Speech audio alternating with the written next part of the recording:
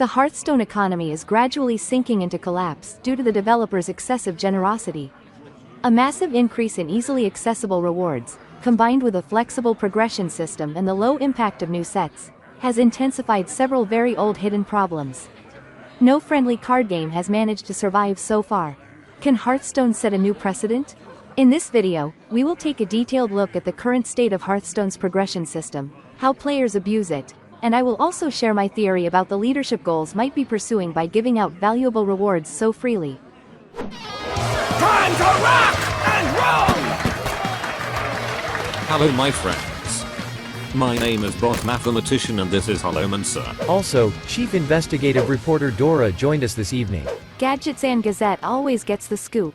Hearthstone has come very close to the ideal scenario where you can play freely and spend money only on cosmetics. As players, we're very happy about this shift, because it increases audience loyalty and improves the game's reputation among other live service card games.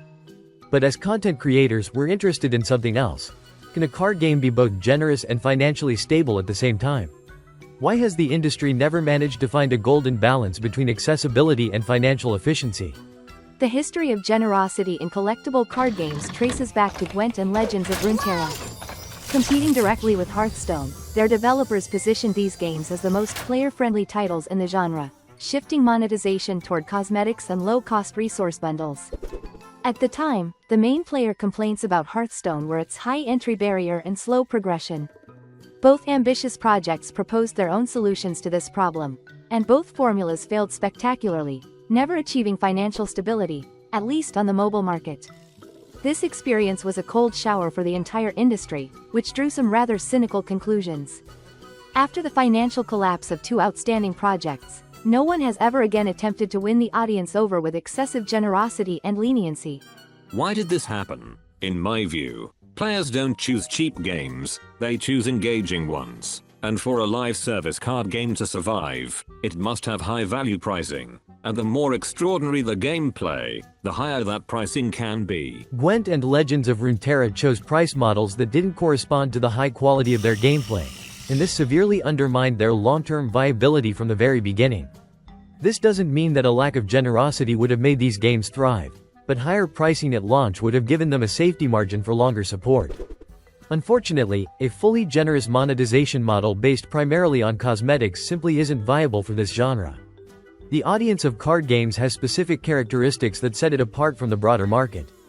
These are strategic games, and far fewer players feel a strong desire to stand out visually.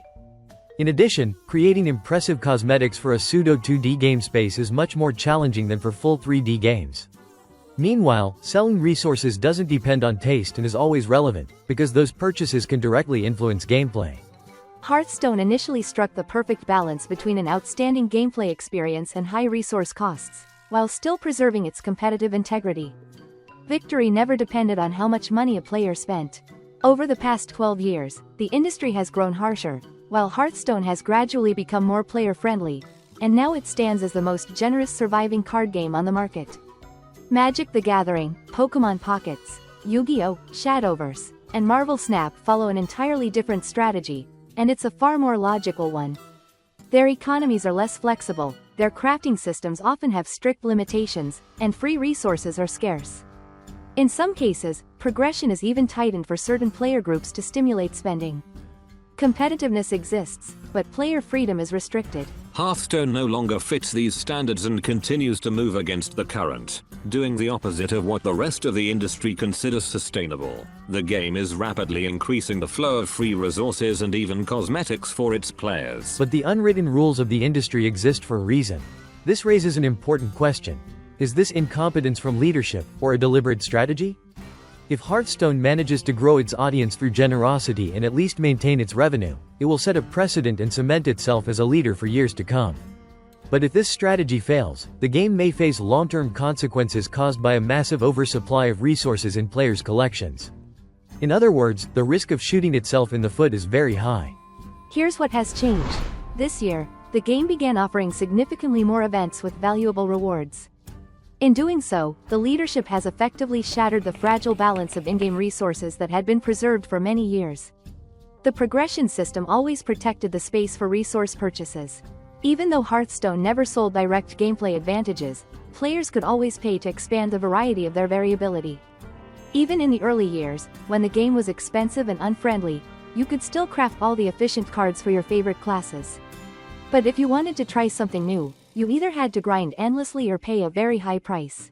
Balance did gradually change, and over time you no longer had to lock yourself into several classes just to play effectively, but the space for purchases still existed, and it prevented you from getting all new cards during an expansion cycle in an overly simple way. Here is an infographic showing the total amount of free easily accessible resources in 2020.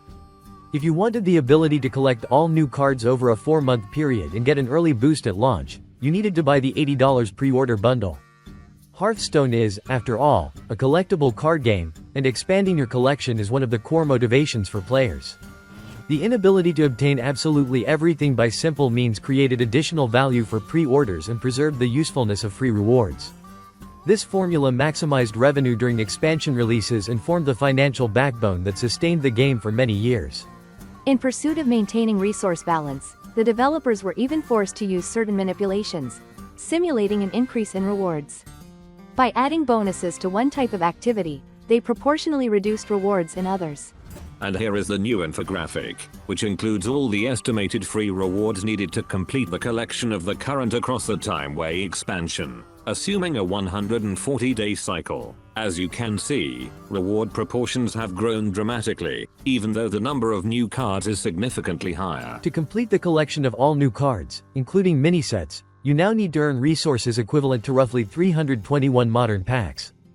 Different resource sources vary in importance for collection progress, but in total they expand your collection up to 92% of its full cost.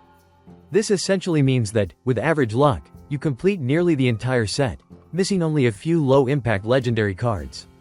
The most important source of resources is still quests. They account for 29% of the full collection value, equal to 92 packs or 9,200 gold. The cost of completing a full collection has dropped from $80 to about $15 over the last 6 years, assuming you dedicate 4 months to collecting only new cards. All you need to finish the collection is to buy the mini set and maybe a few extra packs if you fail to effectively use your free arena tickets. What other game offers 4 months of competitive play and the ability to obtain all new gameplay elements for just over $15? At first glance everything looks fine. A player does not receive everything instantly at launch. Instead they progress step by step, expanding their collection, earning gold for packs, arena tickets, and dust through disenchanting extra cards. But the main problem is that all this generosity stacks on top of a progression system that is extremely flexible, and has a huge potential for abuse. For example, the simple fact that players can stockpile gold for 4 months to buy packs for the next expansion, effectively securing a fast start without spending money, is a legal loophole in the progression system. This was technically possible from the beginning, but early Hearthstone offered so few resources that the strategy was hard to execute. A second factor in the system's flexibility is the ability to exploit the disenchant system.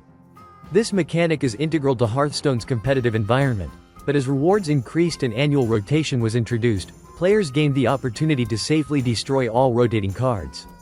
Even if you started playing recently, rotation and cannibalizing outdated sets allow you to extract a massive amount of extra dust that is not factored into official progression, giving you a huge boost at the start of a new standard year. On top of that, the refund system allows players to legally exploit extra copies of nerfed cards. Whenever a card is nerfed, its full crafting cost is refunded. This makes dust gains up to 4 times higher. To benefit, all you need to do is stop using the auto disenchant button. Disenchant manually, keep at least copies of cards you often see in the meta, and especially save golden versions. This simple habit generates astonishing amounts of dust after balance patches. For example, after the recent major balance patch, disenchanting all affected cards plus extra copies gave me 13,000 dust. This isn't just a massive progression boost, it's a catastrophic blow to the game's resource balance. The release of such a huge amount of additional dust undermines the need to progress through pack purchasing. There is no point hunting for random cards, spending gold or real money, when you can craft everything valuable using dust obtained for free and with no effort. Your total benefit depends on how many packs you opened and how many specific extra copies you happen to receive. As a strictly free-to-play player, My gains were modest compared to premium players who buy pre-orders and therefore open far more packs. I have to say something my subscribers will probably hate, but in its current form, the refund system is broken, unfair, and dangerous for the game. I genuinely believe that extra copies of cards of the same rarity were never meant to grant increased dust value in the first place. It simply makes no sense. Perhaps for technical reasons the team left this loophole in the system, letting players abuse it for many years. At the beginning it likely wasn't a serious issue, because players received far fewer free resources. On top of that, nerfs were rare. But over time rewards increased, balance patches became much larger, and the refund system essentially turned into a massive bug. More free packs, more extra copies, more nerfs. All of this multiplied the unintended value players were able to extract. There are also non-destructive ways to exploit the flexibility of the economy. For instance, if an arena run remains unfinished when a new season begins, it will automatically end and give you a reward plus a new arena ticket as compensation. A very simple way to receive both your reward and your invested entry back. Saving quests right before an expansion launches gives you a fast boost on the new rewards track and helps you quickly reach the most valuable rewards. Accumulating standard packs throughout an expansion phase and opening them after the next set releases effectively converts them into new set packs thanks to the duplicate protection system. All of these are practical life hacks that collectively matter, highlight the unique traits of the game, and, due to their limited impact, do not damage the internal economy. But increasing generosity combined with a flexible economy dramatically changed the player experience. Although Hearthstone has significantly lowered the barrier of entry for new and returning players, they still face a wall of older expansions. Newcomers go through the same progression path as fresh characters in an MMORPG, slowly collecting cards that longtime players have owned for years. Yet starting the game today is easier than ever before. At the start or upon returning you can choose from several auto-built meta decks. You'll receive free catch-up packs, each containing up to 50 cards. The more gaps in your collection, the more cards you receive. If you want to speed up your adaptation even further, you can buy bundles with catch-up packs at very attractive prices. This gives a substantial progression boost. The key feature of catch-up packs is that they do not contain cards from the latest expansion. This left room for monetization. Blizzard used this to offer special bundles containing new cards at a better than usual price. But here's the paradox. The increased generosity now makes purchasing those bundles almost unnecessary, because players automatically receive new set packs throughout the entire expansion phase. Over the past 5 months, I've received more than 110 Lost City of Ngoro packs purely through rewards. This includes pre-release rewards, expansion phase rewards, and rewards granted after the next expansion was released. This amount alone is enough to build a strong foundation and even provides a considerable amount of dust from extra copies. If a new or returning player understands the progression system, they face only 2 realistic choices. Buy older packs with gold to slowly expand their collection of past sets, or take the progression exploit route and begin saving gold for a boosted start in the next expansion. Blizzard's generosity greatly reduces the pressure on new and returning players to spend money.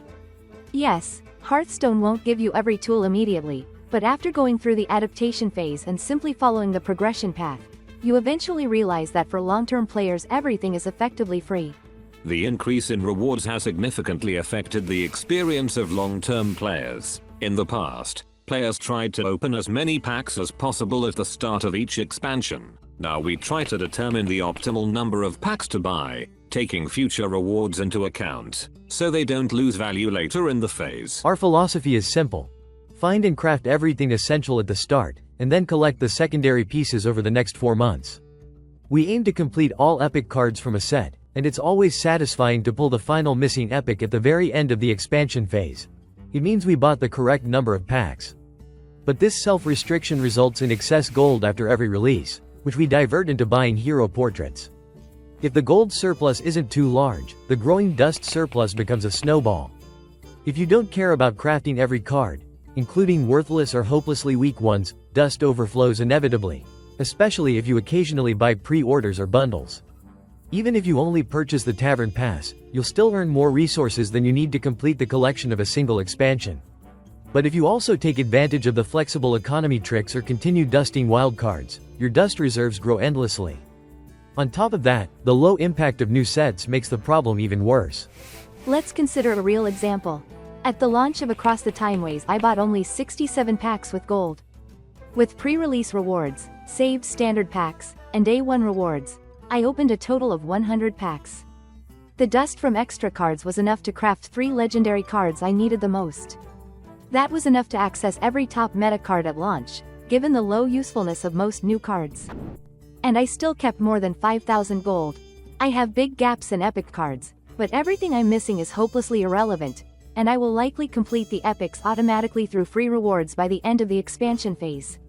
Useless legendaries aren't needed right now. For this reason, there is no point in getting ahead by buying additional packs with gold.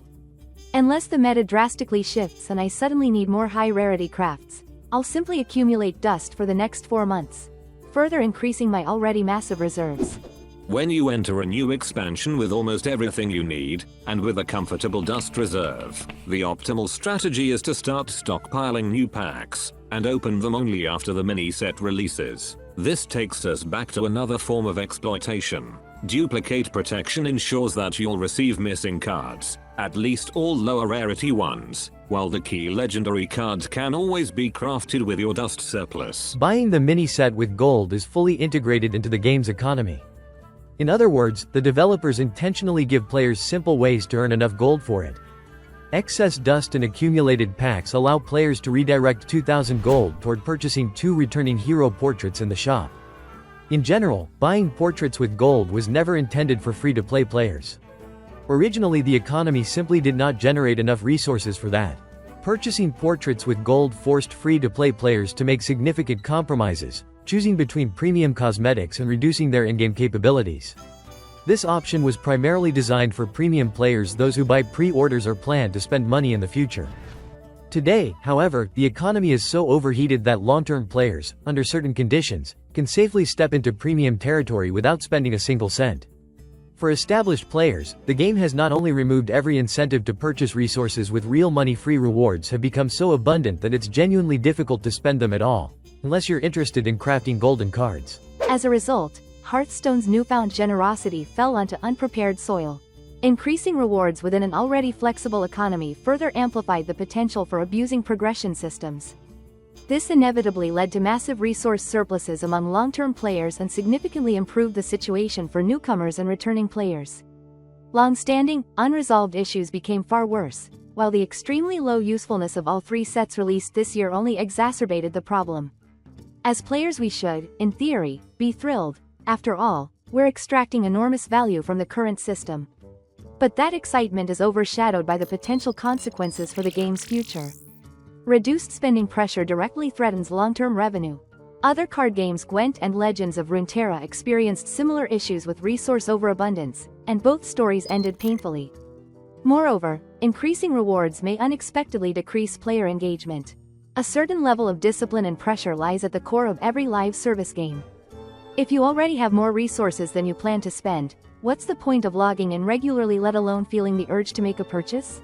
The internal economy is a complex mechanism that requires careful calibration and long-term planning. Generosity means nothing on its own if it doesn't follow a coherent logic or solve specific problems. Blizzard ignored several major issues for far too long. They left a massive hole in the refund system. They failed to make collection building more engaging. They never attempted to create additional value for completing an entire set. And most importantly, they missed the opportunity to prevent the mass cannibalization of cards rotating into wild. They failed to create any utility for old cards, effectively killed the duels mode, and have almost stopped balancing wild altogether. This is the direct result of the short-sighted strategy of Hearthstone's former leadership, and one of the reasons behind the failure of the twist format.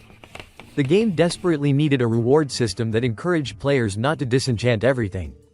Save as many cards as possible and receive cosmetics and bonuses that improve your future progression. This kind of incentive could have prevented collection cannibalization without outright bans and would have helped slow down the overheating of the economy. It wasn't players who needed this system, it was the game itself. Around 1/3 of our viewers disenchant everything that rotates out of standard every year, and another 20% destroy their collection partially. When leadership decided to lean on nostalgia to create a new gameplay experience in Twist, the necessary foundation simply didn't exist. Many players didn't play a single match due to the enormous barrier to entry caused by lacking cards. It wasn't the only reason Twist failed, but without cards people couldn't even try the mode to decide whether it was good or bad. Under the current circumstances, fixing that old mistake is impossible with the tools the team has today. They can't even reduce the price of older packs, doing so would immediately lead to cheap pack abuse for dust farming. Now let's talk about motives. I've noticed something interesting. The sudden wave of generosity coincided with the introduction of expensive premium items, including the new gacha lottery system. According to the rules, you buy a chance to receive random rewards from a defined pool. The first roll is free, but every subsequent roll costs more until you reach the final unique prize, a pet or a mythic 3D skin. From this perspective, here's how I see the situation. Hearthstone's leadership is increasing the number of events, the value of rewards, and the frequency of gacha lotteries. By offering resource-heavy event rewards, free portraits, and free gacha rolls, they attempt to retain players, boost activity and engagement, and ultimately convert this into immediate revenue through premium-priced cosmetics. Event schedules align with the launch of gacha lotteries, which occur monthly, and events now happen twice a month, mirroring the shop refresh cycle. The negative consequences are predictable: resource overabundance and offer oversaturation. The team is asking for extremely high prices for cosmetic trinkets far too often. The frequency of these offerings lowers their perceived uniqueness and may eventually cause demand to decline instead of revenue growing. There is a growing sense that leadership is focused on short-term goals with little consideration for long-term consequences. Their priority appears to be maximizing revenue from expensive premium cosmetics right now, and in doing so, prove to Microsoft's leadership that the monetization strategy built around premium cosmetic customization is working. Dora, it seems you've managed to pinpoint a very interesting explanation that we initially overlooked. At the very least, it's logical, and that's encouraging. There's nothing inherently wrong with pursuing short-term goals if the methods actually work, and ultimately improve financial efficiency, but whether they work or not will be determined solely by the unforgiving reality of sales performance. Selling items through the gacha lottery is relatively effective, at least compared to selling mythic skins at a fixed price of $60.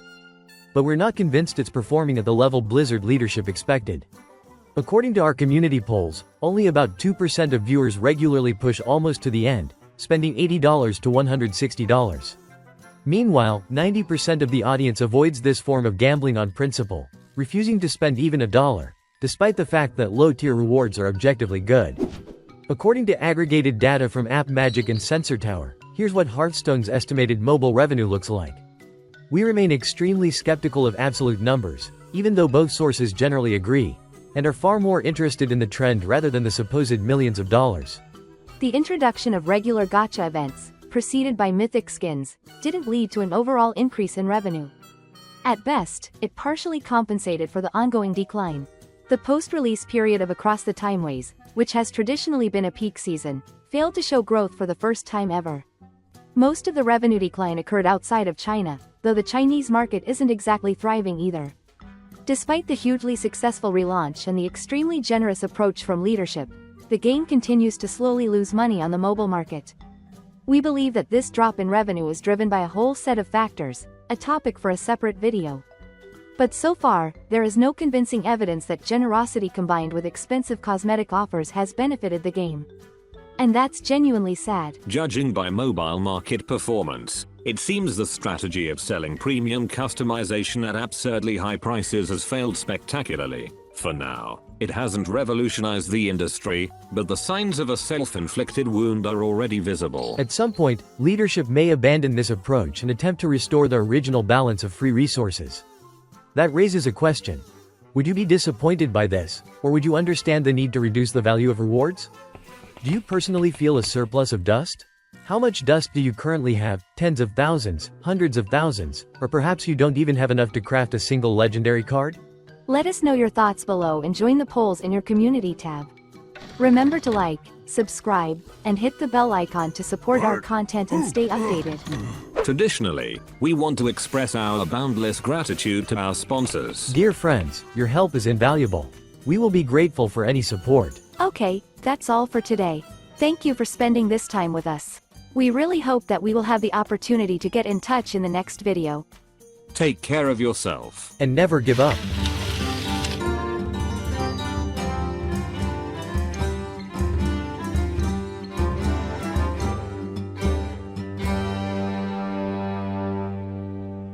Job's done.